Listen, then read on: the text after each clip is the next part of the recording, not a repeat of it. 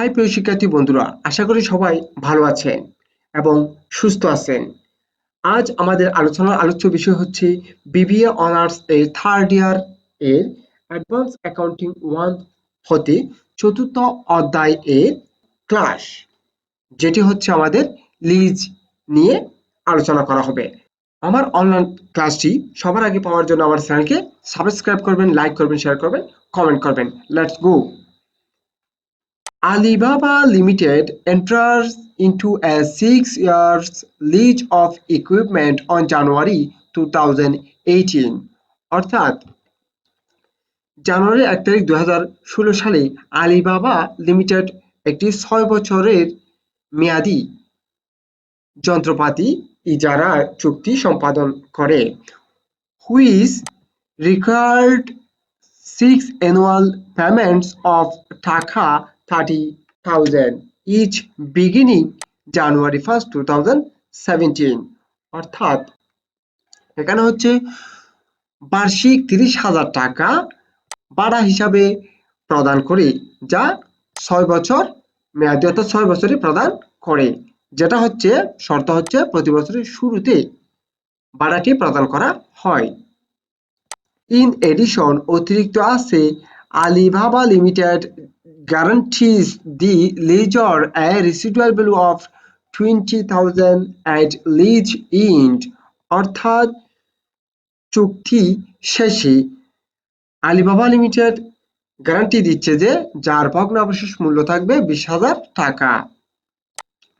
The equipment has a useful life of 6 years অর্থাৎ যন্ত্রপাতির আয়ুষ্কাল হচ্ছে 6 বছর। Assuming an interest rate of 10%, ধরে নাও যে সুদের হার 10%। Required বা করণীয় prepare Alibaba is January 1st 2017 journal entries অর্থাৎ আলিবাবার জানুয়ারি 1 তারিখ 2017 সালের জাবেদা দাখিলা প্রস্তুত করো। প্রদত্ত সমস্যাটি থেকে এখন আমরা সমাধান করব। সলিউশন বা সমাধান, প্রথমে লিখতে হবে আলিবাবা লিমিটেড প্রতিষ্ঠানের নাম, তারপর হচ্ছে জার্নাল এন্ট্রিজ জাবেদা দাখিলা, তারপর আমরা জাবেদা কলামটি তৈরি করব। ডেট, পার্টিকুলার্স, রেফার্স, ডেবিট টাকা, ক্রেডিট টাকা, এভাবে আমরা জাবেদা কলামটি তৈরি করব।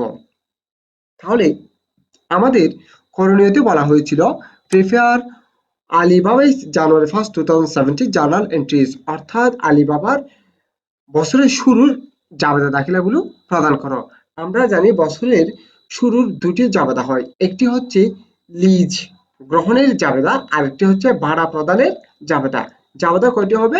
দুইটি। বছরের শুরুতে জাবেদা হবে দুইটি, একটি হচ্ছে লিজ গ্রহণ করেছি তার জন্য জাবেদা, আরেকটি হচ্ছে ভাড়া প্রদানের জাবেদা। তাহলে আমরা এখন ডেটের কলামে লিখব 2017 সাল জানুয়ারি 1 তারিখ। প্রথমে আমরা কি লিখব? ইকুইপমেন্ট ইজারা নিলে আমাদের ইকুইপমেন্ট আসতেছে, সেজন্য সম্পদ বৃদ্ধি পাচ্ছে, তার জন্য করতে হবে leased machinery under capital lease debit. Machine আসার কারণে আমার দায় বৃদ্ধি পেয়েছে, সেজন্য দায় বৃদ্ধি পেলে করতে হবে ক্রেডিট লিজ লাইবিলিটি ক্রেডিট। কিন্তু টাকার পরিমাণটা কত হবে সেটা আমাদের এখানে নির্ণয় করতে হবে, কারণ এখানে আমাদের প্রশ্নে কোথাও লিজের টাকার পরিমাণ দেয়া নেই, আছে শুধু কি বার্ষিক 30,000 টাকা প্রদান করা হয় এই টাকা আছে, এবং ভগ্নাবশেষ মূল্য 6 বছর পরে হবে 20,000 টাকা, এই টাকাটা দিয়ে আছে। এর আমরা বর্তমান মূল্য নির্ণয় করব। বর্তমান মূল্য নির্ণয় করার জন্য একটি সূত্র আছে, যেমন আমরা করেছি এখানে পিবি অফ রেন্টালস অর্থাৎ ভাড়ার প্রেজেন্ট ভ্যালু অর্থাৎ ভাড়ার বর্তমান মূল্য। আমি বার্ষিক ভাড়া প্রদান করি কত? 30,000 টাকা, যার জন্য আমরা কি করতে হবে? Present value interest factor of annuity দিয়ে গুণ করতে হবে। তাহলে হবে কি 30,000 টাকায় ফ্যাক্টর করলে হবে 1,43,724 টাকা, যেটা আমরা এখানে নিচে দেখিয়েছি এই সূত্রটি। Present value interest factor of annuity সমান 1 minus 1 divided by 1 plus r to the power n। এই অংশটি হতো আমাদের প্রেজেন্ট ভ্যালু নির্ণয় করার জন্য। যেহেতু প্রশ্নে বলা হয়েছে বিগিনিং জানুয়ারি, অর্থাৎ জানুয়ারির প্রথম তারিখে ভাড়াগুলো প্রদান করা হয়। বছরের শুরু অর্থাৎ ডিউ বেসিস, এই কারণে আমাদের অতিরিক্ত একটি অংশ যোগ করতে হবে 1 প্লাস আর। তাহলে সূত্রটা আমি আবার বলতেছি, present value interest factor of annuity due এর সূত্র হবে 1 minus 1 divided by 1 plus r to the power n into 1 plus r.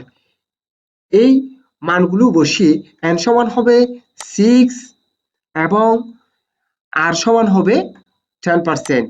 এই মানগুলো বসিয়ে ক্যালকুলেশন করলে আমার এই মানটি পাওয়া যাবে 4.79079। এই ফ্যাক্টর দ্বারা 30,000 ভাড়ার পরিমাণ দিয়ে গুণ করলে হবে আমার বর্তমান মূল্য 1,43,724 টাকা।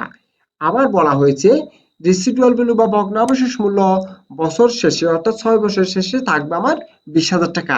এই 20,000 টাকার বর্তমান মূল্য নির্ণয় করব। এই বর্তমান নির্ণয় করতে হলে PB of granted residual value অর্থাৎ গ্রান্টে যুক্ত ভগ্নাবশেষ মূল্য এর বর্তমান মূল্য। ভগ্নাবশেষ মূল্য হচ্ছে 20,000 টাকা। এর জন্য ফ্যাক্টর করতে হবে। ফ্যাক্টরের সূত্র হচ্ছে কি পিবি সমান 1 divided by 1 plus r to the power n। এখানে আর এর মান হবে 10%, n এর মান হবে 6।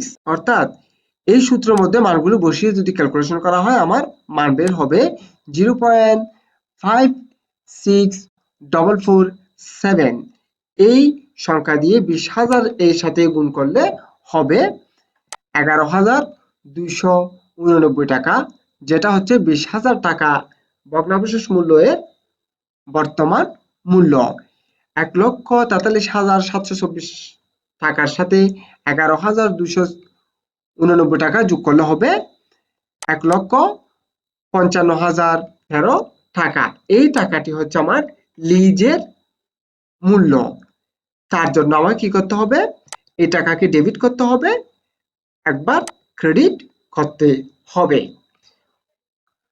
কারণের মধ্যে হবে to record capital lease of machine, অর্থাৎ মূলধনী ইজারা মেশিন হিসাবভুক্ত করা হলো। প্রথম জাবেদা শেষ। এবার হচ্ছে আলিবাবা প্রতি বছরের শুরুতে ভাড়া প্রদান করে এর জাবেদা। ভাড়া প্রদান করলে আমার দায় কমে যাবে। ইজারা নেওয়ার কারণে যেই দায় বৃদ্ধি পেয়েছে সেই দায় ভাড়া প্রদান করলে কমে যাবে। তাই লিজ লাইবিলিটি ডেবিট করতে হবে, যেহেতু দায় কমে যাচ্ছে। আমার থেকে ক্যাশ টাকা চলে যাচ্ছে, সেজন্য ক্যাশকে ক্রেডিট করতে হবে। কত টাকা ভাড়া প্রদান করা হয়? 30,000 টাকা। এই 30,000 টাকাকে ডেবিট একবার ক্রেডিট করতে হবে। কারণে লিখতে হবে to record paid cash for lease liability, অর্থাৎ নগদে ইজারা দায় পরিশোধ হিসাবভুক্ত করা হলো। প্রদত্ত সমস্যাটি আর বুঝতে আর কোনো আপনাদের সমস্যা নেই। যদি আমার অনলাইন ক্লাসগুলো আপনাদের ভালো লেগে থাকে তাহলে সবার আগে আমার অনলাইন ক্লাসগুলো পাওয়ার জন্য আমার চ্যানেলকে সাবস্ক্রাইব করুন, লাইক করুন, শেয়ার করুন, বেশি বেশি শেয়ার করুন। সুস্থ থাকুন, সুন্দর থাকুন, ভালো থাকুন। আসসালামু আলাইকুম।